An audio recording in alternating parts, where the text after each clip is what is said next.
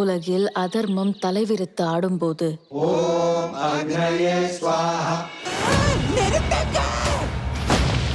மகாவிஷ்ணு ஸ்வர்க்கத்திலிருந்து இறங்கி வந்து தர்மத்தை நிலைநாட்டுவார்.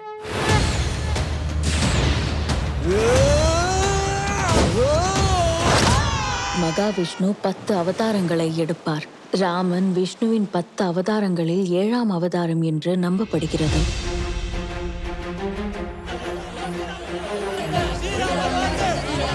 எனக்கு இந்த ராஜ்யம் தேவையில்லை, செல்வமும் தேவையில்லை. நான் வேண்டுவது தங்களின் ஆசீர்வாதம் மட்டுமே.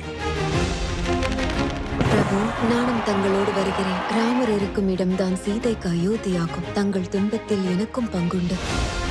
நீங்கள் கூறுவதை தான் அந்நியாரும் கூறுகிறார்கள் அண்ணா. ஒரு சகோதரனாக உங்களோடு நானும் வருகிறேன்.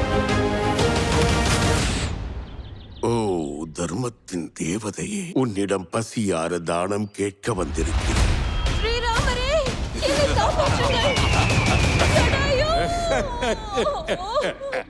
எங்கிருந்தாலும் சீதையை காப்பாற்றுவேன் என சபதம் எடுத்துள்ளேன்.